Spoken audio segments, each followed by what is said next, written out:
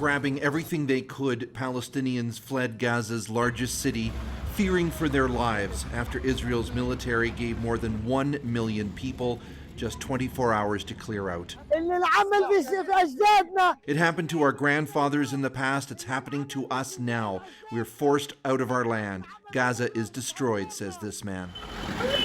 The mother-in-law of Scotland's First Minister was visiting family in southern Gaza when the war started, and she says the exodus is horrifying. Where are we going to put them?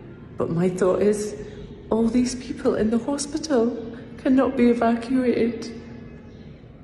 Where's humanity? International officials also condemned Israel's deadline. Moving those people is a death sentence. Asking health workers to do so is beyond cruel. Yet the pleas have apparently not changed Israel's battle plans. Massive attacks from above continue, and very soon from the ground too. Israel says it is already mounting raids on the enclave to look for hostages.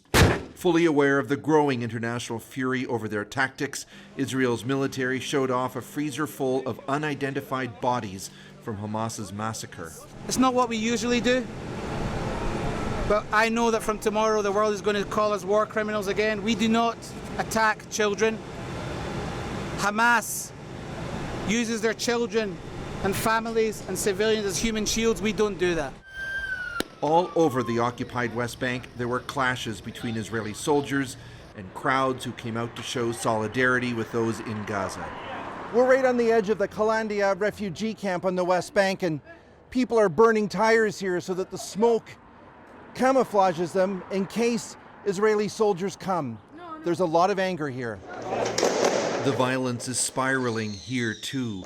Israeli soldiers and armed settlers shot dead 16 Palestinians on this day alone, and 49 in the last week, according to the health authority.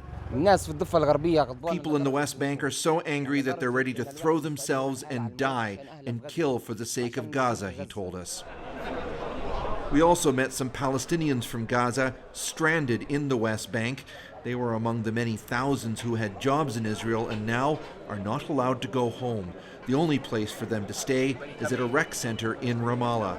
Everyone here was too scared to show their faces on camera. If you're targeting resistance fighters, then why are the kids being killed, he said. We just cry. We cry because we are unable to help our families, he said.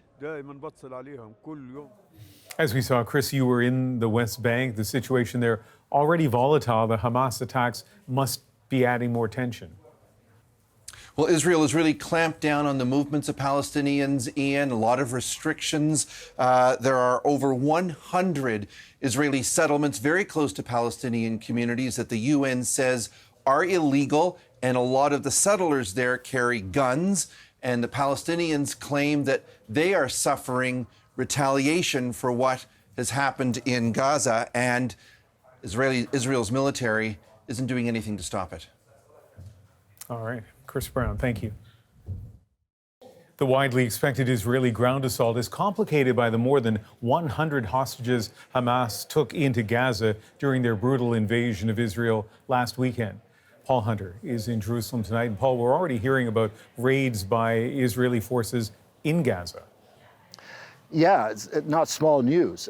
This is the first known time that Israeli forces have gotten into Gaza during this war. Infantry backed up by tanks. The objectives were two. One, to get at Hamas weaponry and destroy it. They did some of that.